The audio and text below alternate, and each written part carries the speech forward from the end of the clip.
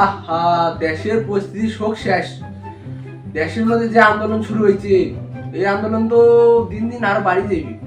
না, ছেলেপিলে ফোন দিতে হবে।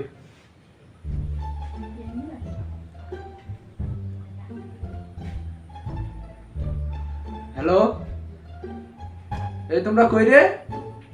সবাই আয়, এলাকায় ভিতরে আয়। এই যে যে অফিস আছে না আমার, এই অফিসে আয়। হ্যাঁ, আন্দোলনের একটু বিষয়ে গল্প হবে, আয় তাড়াতাড়ি আয়, দরকার আছে। আচ্ছা আয়। আহা, ছেলেমেলে কখন যে ফোন দিলে মেলাও আসে না, এদের খোঁজে নাই। ভাই কি বাড়িতে আছেন? হ্যাঁ, আসো আসো, আমি আসি। সালাম আলাইকুম ভাই। হ্যাঁ, ওয়ালাইকুম আসসালাম। ভালো ভালো আছেন? আছো? আছি। আসো।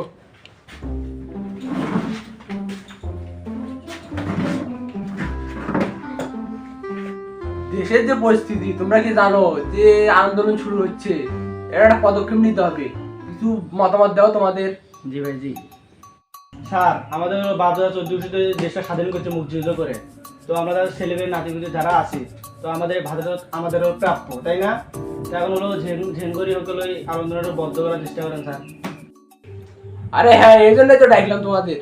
তোমরা পরামর্শ দিবে, সেই পরামর্শ বুঝিয়ে আমরা কাজ করব। আন্দোলন বন্ধ করার চেষ্টা করতেছি, সমস্যা নেই। স্যার আমি একটা কথা বলি স্যার। হ্যাঁ বলো।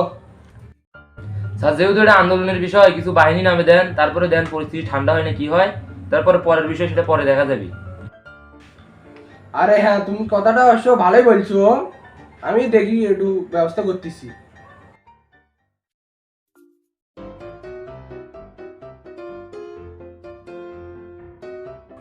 হ্যালো, ওয়ালাইকুম আসসালাম। আরে না, কিসের ভালো, এলাকার দেশের যে পরিস্থিতি না, সব শেষ। আর তুমি ওই যে স্পেশাল কয়েকটা বাহিনী নামে দাও তো। আন্দোলনের যে ব্যবহারগুলো আছে, এটা যেন সারে, কাজগুলো ভালোভাবে যেন করে। হ্যাঁ, বেশি করে নামে দিয়ে। আচ্ছা, ওকে। তা আজকের মিটিং এই পর্যন্ত থাক, পরে দেখতেছি, সমস্যা নাই। আচ্ছা দাদা, ঠিক আছে। আচ্ছা, থাকেন যাই স্যার। এ ফোন দিলে আবার আসিও। আচ্ছা ঠিক আছে। ফোনটা এসে ফোনটা ধরিয়েন। এই তুমি কে, আমি কে? রাজাকার, রাজাকার। তুমি কে, আমি কে? রাজাকার, রাজাকার। সুপ্রিয় দর্শক, আমরা আছি এখন এখানে। বর্তমানে এখানে কিছু সংখ্যক লোক দেখা যাচ্ছে। তো আমরা এখন একটা আন্দোলন করতেছে। তো কি দাবি আমাদের, চলুন সবাই আমরা জানি। কে বলেছে, কে বলেছে? সরকার বলেছে। আপনারা কিসের জন্য আন্দোলন করতেছে? রেডি। ভাই, আপনাদের কি দাবি এখানে? ভাই, আমাদের বিষয়টা হচ্ছে কি, এই যে আমরা যারা ঢাকা বিশ্ববিদ্যালয়ের ছাত্র, মনে করেন আমরা হচ্ছে অনেক টাকা দিয়ে পড়াশোনা করি, আমাদের কি মেধা কম আছে? মনে করেন আমরা মেধাবী ছাত্ররা, আমরা যদি মনে করেন কোনো চাকরি না পাই, এই যে মুক্তিযোদ্ধার কোটা এগুলা মনে করেন হুদে চাকরি পাচ্ছে, কেউ কেউ দেখবেন যে পড়াশোনাই পায় না, ওরা এসে ওই কোটা নিয়ে চাকরি নিচ্ছে। একটা বাংলাদেশের সেনাবাহিনীর চাকরি, একজন ফিট ওই যখন চাকরি নিতে যায়, তখন মনে করেন 15-20 লাখ টাকা খরচ পড়ে যায়। ভাই, একটা সেনাবাহিনী যখন চাকরি নিবে যায়, তখন একটা ছেলে ফিট থাকা অবস্থায় ওর 18-20 লাখ টাকা খরচ পড়ে যায়। যখন একটা মুক্তিযোদ্ধার কোটা থাকে, দেখবেন ওই মনে করেন অতি সহজে চাকরিটা পাওয়া যায়। তখন কি হলো ভাই, এই যে সাধারণ জনগণের মনে করেন বিষয়টা, সাধারণ জনগণ মনে করেন হচ্ছে অনেক নির্যাতিত হচ্ছে এই মুক্তিযোদ্ধার কোটা দিয়ে।